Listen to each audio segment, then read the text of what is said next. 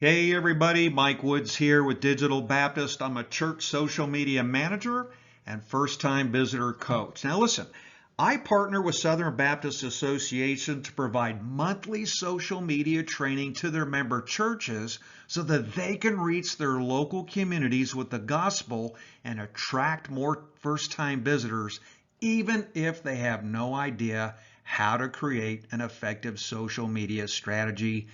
Guaranteed. Listen, this is what I do, and this is why I'm here to help. Today, I want to talk about the very first thing that your church needs to do, and that's to develop an effective social media strategy. Why? Because again, you want to learn how do you connect with your local community so that you can build relationships online that eventually lead to more first-time visitors to your church. Let's get started. So why do you need a social media strategy? Listen, it's a no-brainer. This is really easy. You need a social media strategy because that's what's going to help you to achieve your church's organizational goals. And what might those organizational goals be? Let's take a look. All right, essentially, I think there should be four primary church goals that you'll have for social media. Now, you'll find a lot of other churches that implement a lot more goals than that. I think there's a point at which it can become a little overly complicated, to be honest. Why not just keep it simple? Because when you keep it simple, I think it tends to be more effective. So the first goal that you should have is to increase awareness of your church within your local community by having a social media presence. Listen, most people before they make a decision to attend church, this comes from the Pew Research Center, most people will go on social media to take a look at the digital presence that a church has in order to determine if they want to visit that church. And so you should have a vibrant, active presence on social media within your local community to increase awareness of who you are, to help people make decisions about whether to visit you or not. And the second thing that you want to do then by having a presence online is to begin to build online relationships. Now, there's a lot of research that's come out lately in the last 10 years because of the internet that shows that a lot of people build online relationships. And believe it or not, that happens literally, the way that you build online relationships with people literally happens in the same way that it happens in the real world. You probably have experienced this firsthand, but if you haven't, it's very easy and it's very common nowadays for people to initially anyways meet other people online and begin to build relationships with them. Well, you want to do that. Why? Because you want to eventually create what I call a digital pathway to your church. And what I'm talking about here is simply this. You want to create a pathway that goes from online to offline. You meet people and build relationships online, but your end goal is to meet them offline. And why is that? Because you want to be able to attract more first-time visitors. So these are your four basic goals that you should have for your social media strategy. So what's the definition of strategy? Well, strategy is simply this. It's a plan of action designed to achieve a major outcome. And listen, connecting with your local community, building relationships so that you can attract more first-time visitors is a major outcome. It's definitely one versus pursuing versus the typical hope and pray method that I see with a lot of churches. What a lot of churches do is they just start posting a wide variety of things, hoping that some of it sticks, hoping that some of it resonates with the people in their community that will pique their interest to perhaps find out who they are and maybe visit them one day. Hope and pray is not a strategy. It's not a method that you want to run with, and that's why we need to pursue more about what this strategy is. So it's important that knowing what you want to say is the first step that you need to take in creating a social media strategy. Why is that? Because clarifying what you're going to share on social media will help you to be intentional about what you're communicating to your local community, and it's going to keep you from posting everything under the sun, right? Hope and pray, and leaving people confused about who you are as a church. Because if they're confused about who you are as a church, there's not a very high likelihood that yours is a church that they're going to attend. What do I want people to say? I want you to think about that question, because a lot of times on social media, we kind of leave it to other folks to figure out what it is that they want to say about us. And to a degree, that's true. But in this social media strategy, I want you to think about what it is that you want people to say about your church. And the cool thing about this strategy is it's something that works at the ministry level. It's a good strategy at the church level. It can even be used at the associational level, or even higher than that, is to think about what do we want people to say about our church in this case, or our ministry, or our association. We're going to kind of keep this at the church level, but I want you to think about this question. What do we, or what do I want people to say about our church? Now, think about this. If a group of people were to drive by your church all piled into a car, and one of them rolled down the window, pointed to your church and said, "Hey, that's the church that," how would you want them to finish that sentence? Think about that. Be known for something, right? Everyone's known for something. So what is your church known for? Do you even know what most people in the local community would have to say about your church? Well, if they've never been to it, and the only thing they know about your church is what they see on social media, that is going to greatly influence what your church is known for. And so if you've approached social media with that hope and pray method, you could be known for anything. In fact, you could be known for multiple things. And that's why we want to be intentional.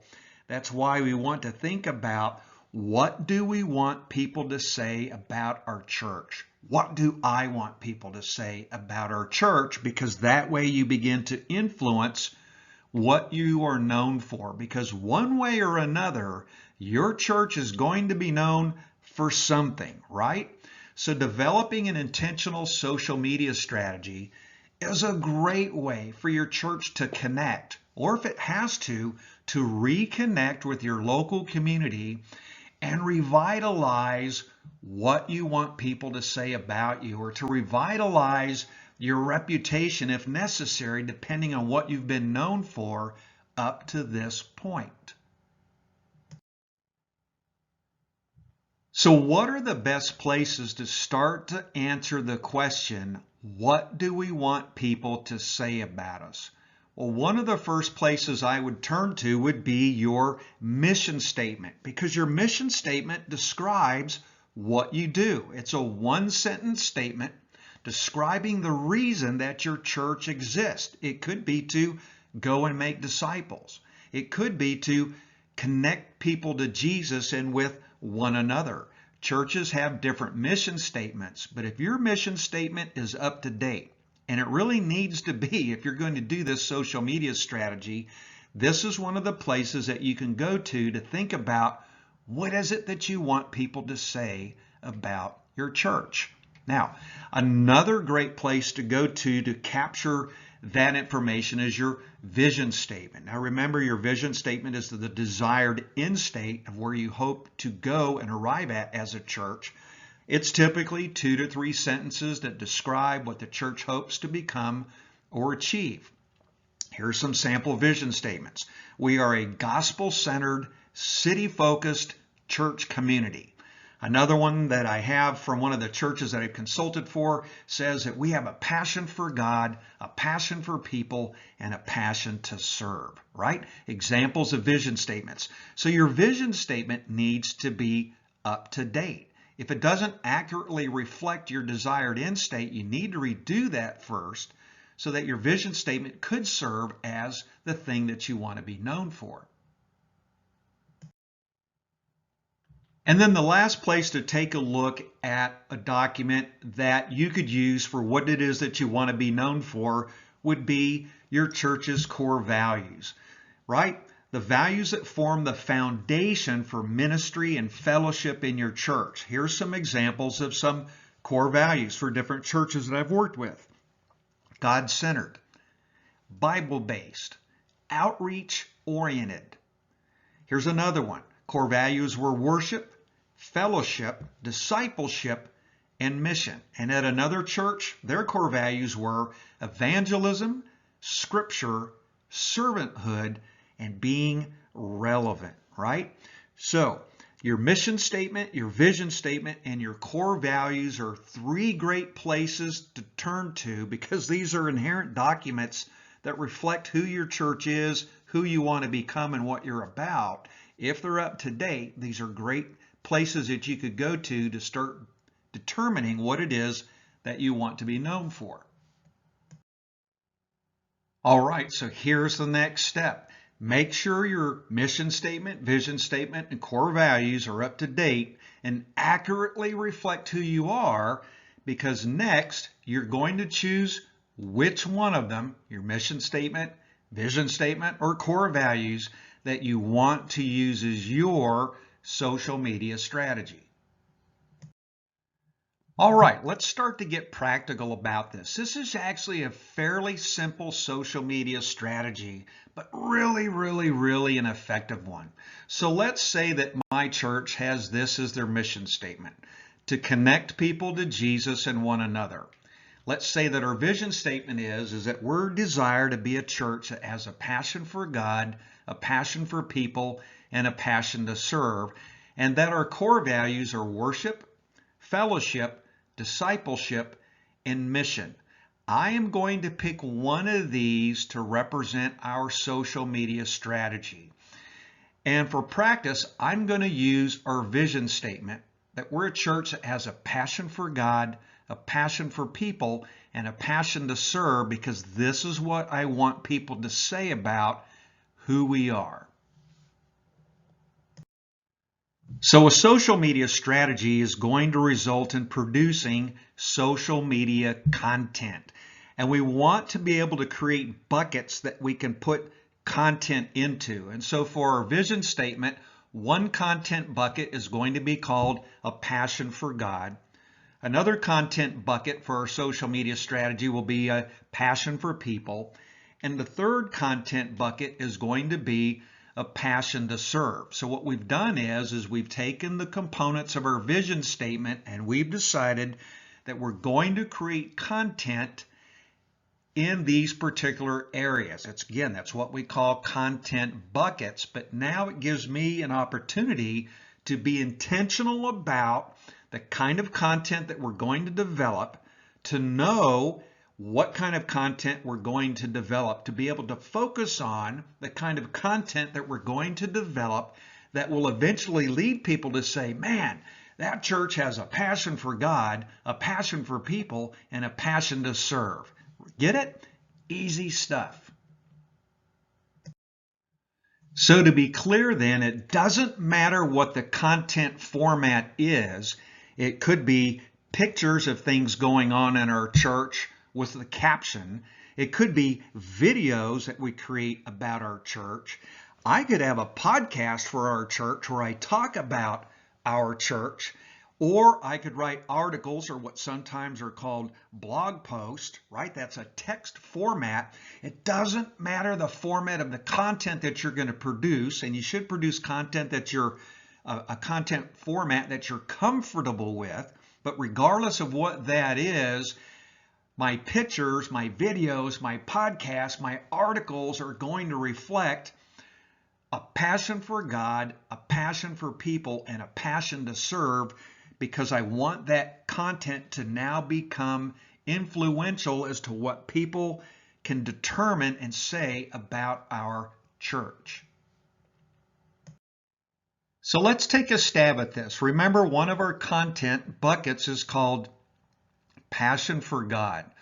What kind of content could we come up with that would reflect that our church has a passion for God. And remember, it could be video, it could be pictures, could be a podcast, could be a blog post or an article, but it's going to center around this content bucket, passion for God.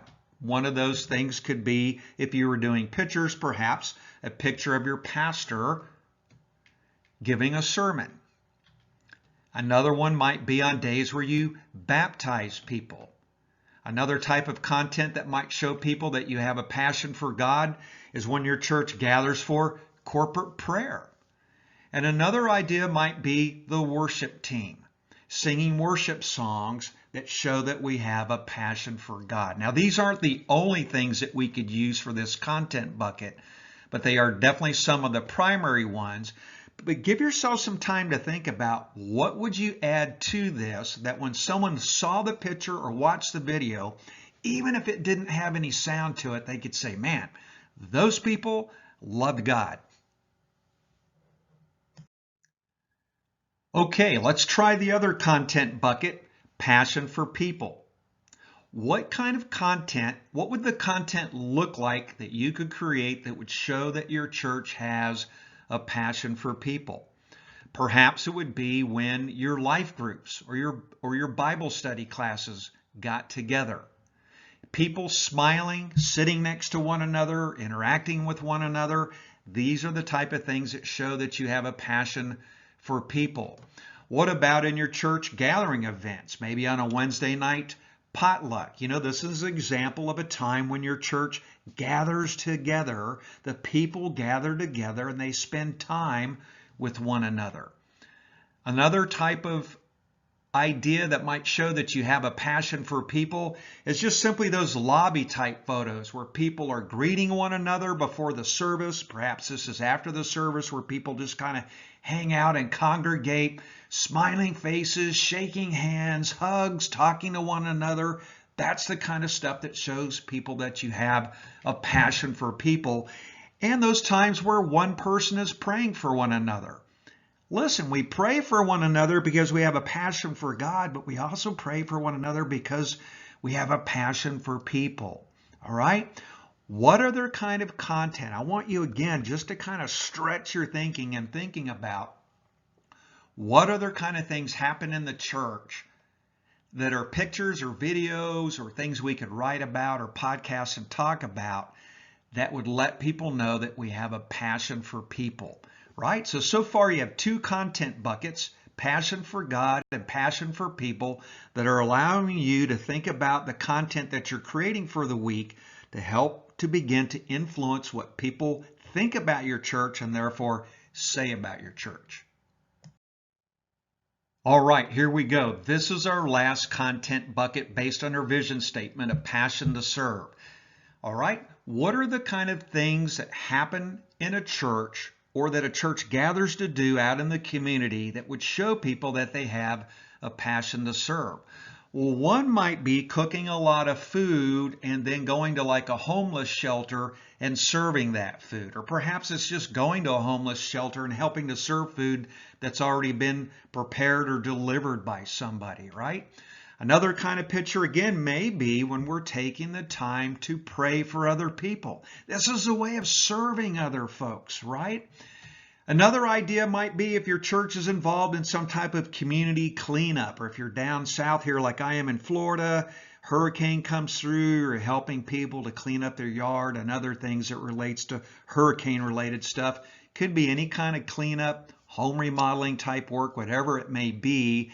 Anytime that you're out in the community doing things for the community or having the community come to your church and serving the community at your church makes for the kind of content for the content bucket of passion to serve. And again, maybe taking the time to go to a homeless shelter to wash people's feet just to show that you love them, that you care about them, right? So again, this is a little bit easier of a content category, a passion to serve, to come up with ideas of what would that look like based on pictures or videos or whatever. But that is the general idea. These three content buckets allow me every single week to pull content from to present on our social media platforms to our local community. And now we begin to influence, again, what it is that we want people to say about us based on the kind of content that we release to the community. All right, so here's a quick recap of what we talked about today, right? Developing an intentional social media strategy is a great way for your church to connect or even reconnect with your local community and revitalize what it is that you want people to say about you. All right? And you're going to ask this question: what do we want people to say about our church? We're going to take a look at our mission statement, our vision statement, and our core values, assuming that all three of those are up to date, because those are important documents for us and about who we are. We're going to choose one of those to end up being what we use as our social media strategy. That creates the content buckets, the types of content that we know that we're going to produce, and whether it's pictures, videos, podcasts, or articles, we will use those content buckets to draw from for our social media strategy. Hey, this is Mike Woods, Church Social Media Manager and first-time visitor coach from Digital Baptist. We talked today about how to develop a social media strategy. Listen, I love this stuff. I do this stuff all the time. This is what I do for a living. At Digital Baptist, we believe that we have to take an additional step beyond thinking about missions geographically and start to think about missions digitally. There's a big world out there on social media. You have a lot of people in your community on social media. How do we begin to have a better presence in the social media spaces and begin to redeem those spaces for Jesus Christ and spread the message of the gospel? Listen, we're on the same team. If you have any questions about today's presentation, how to develop a social media strategy, email me, Mike@DigitalBaptist.com. Be more than happy to answer your questions. In the meantime, God bless you. Look forward to talking to you again soon.